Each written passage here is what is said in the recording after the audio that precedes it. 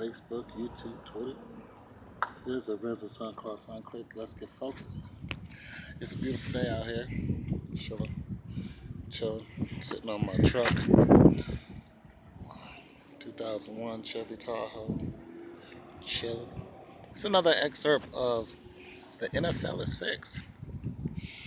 And I made a video about Adrian Peterson and how they choose certain running backs who to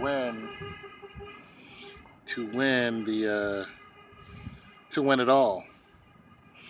And that didn't make any sense. But nonetheless,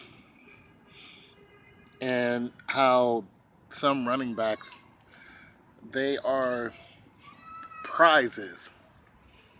They're prizes. What they are is they draw so many ticket sales.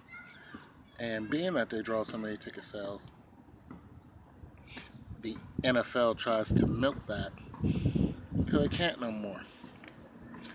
Now, Adrian Peterson is, he's somebody who's going to go in the Hall of Fame.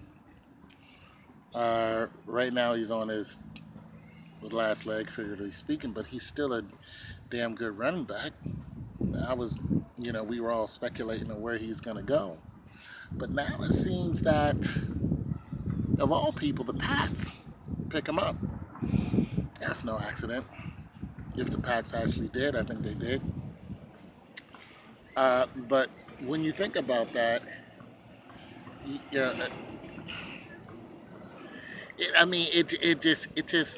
it just makes the Pats makes them even harder to beat. It really does. Because here's the thing, they only got to give him a 1-year contract. A little under the weather, which is probably what they're gonna do. They're probably gonna give him a 1-year contract. That contract is going to be based on performance. And he'll either play this year and next year and go to the Super Bowl, this year or next year and go to the Super Bowl. And win it. And win the Super Bowl. That'll be it. Because remember, I predicted Tom Brady is going to win 2 more Super Bowls before he leaves. What, he's 36 or something like that? So, and as far as Adrian Peterson is concerned, he's still a major ticket draw simply because of what he has done. Now, I almost wish that Adrian Peterson would go to the Cleveland Browns. Because here's the thing. When you have a team like the Pats, who have all the money in the world, we know that they're going to end up in a Super Bowl sometime soon. They have the best of the best. Then you put somebody who's going to be in the Hall of Fame on their team who wasn't before they were doing all that winning. It's almost unfair. It really is. It's like Durant going to Golden State to me. It's just lopsided. It's flip-floppy lopsided to me. And when they do the drafts, you notice how Cleveland always gets like the first draft. But nonetheless, Cleveland can't break 500.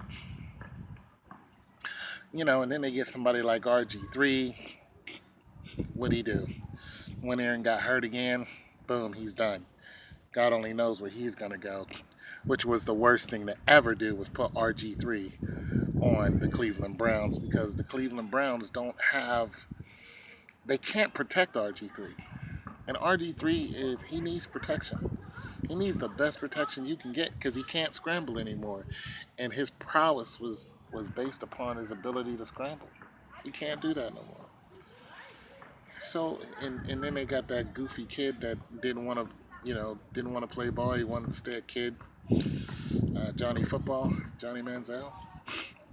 now he's coming back. God only knows where he's going to end up. Probably in who knows? I can't even guess. He'll probably go to the Rams. But none of well, what I'm saying is it's so lopsided to see Adrian Peterson go. Just go to the Pats. It's just almost unfair. Not to mention the Pats running game. Somebody needs to bring me some stats on that because the last time I checked, they don't win games on the running game. They win all their games on Amidala, Edelman, and whoever the little the other little guy. They're all little.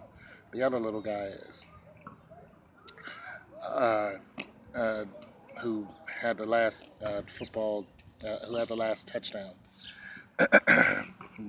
Whoever that was, forgot Smith or whatever his name is. Nonetheless, so I kind of predicted that this was going to happen. You know what I mean? And this is why I think the NFL is so fixed because there's just nothing fair about the NFL to me anymore. Even if you get the first draft, see when you look at that. I mean, when you do the math on that, look at Cleveland and look how many times they got the first or the second draft, and look how they still suck. I mean, they had Johnny Football for goodness gracious. That kid was dynamite in college. He got there in nothing at all. Nothing. You know what I mean? So it's not even like the fairness is not even predicated upon the draft.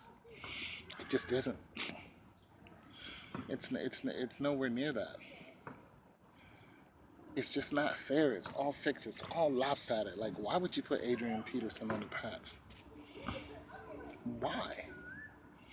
It just doesn't make any sense to me. But nonetheless, what does make sense is they want to give Adrian Peterson a ring because he's a major ticket draw and because he's done so much for the NFL. Even when he came back and got MVP again, I almost feel as if they owe him, and I'm not mad about that at all. I'm just not happy with games being lopsided. I just don't, you know what I'm saying? So that's just my take on the whole thing. You guys can tell me what you think, but like I said, he might have 2 years left in him because nobody really. I mean, they took Lacey over him. Lacey was who was Lacey? He was playing for the Cheeseheads, but he just got signed to somebody else. They took Lacey over him. It's like Lacey isn't. He isn't going to the Hall of Fame as far as I know. But they took him over Adrian Peterson, and it's just like then no team was really interested and nobody was saying anything. Then all of a sudden the Pats come out of nowhere and say, "Hey, we'll take him." It just all seems orchestrated to me. No team wanted to holler at him, and all of a sudden the best team in the whole doggone league is like, "Yeah, we'll take him." Like, do you really need him? You don't really need him. And think about and here's another thing. I wanted to say this. Belichick is notorious for cutting people after the Super Bowl who've done a stellar job. They got rid of Brown. Remember him?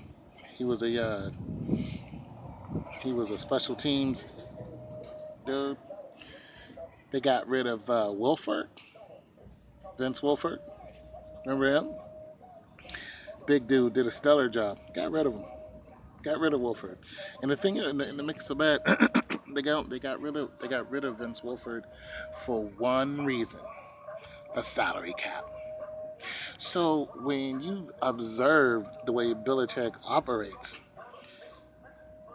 I mean he just did it again. He's good to get I forgot what his name was, but he had to take a pay cut to stay with the Pats. So when you look at the way they do things, and then you look at Adrian Peterson coming in, Adrian Peterson was just looking for a team to say, hey, we'll take you. And then Belichick is like, we'll get 2 years out of him. We're not going to pay you the 18 point whatever million that you were worth before. We're not doing that. You know, you're not putting up those type of numbers. But what we will do is we'll pay you, I mean, who knows, 3 million a year, depending on what you do, plus any bonuses if you do good.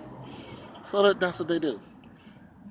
We'll give you we'll give you 3 million this year. Go out there and get a concussion for us. Go ahead. And being that, I mean, what's he gonna do? Become a sports analyst and take 100,000 a year, or what are you gonna do? Go out there and get your head banged around some more, catch another knee injury for $3-4 million a year? I mean, the math is simple. He'll take that 3-4 million because nobody else wants him. And here's the thing with me, like I'm even skeptical about nobody wanting him. I'm thinking that nobody was supposed to want him. That's what I think. I mean, if you look at my other video about Adrian Peterson, I'm saying, I was saying a lot of this stuff before this last transaction I found out from Shannon Sharp last night. I was like, yo, Adrian Peterson is going to go to a team that's going to take him to the Super Bowl. And that's a fact job. That's exactly what happened. It's your boy Tone 202. The NFL is fixed. Peace.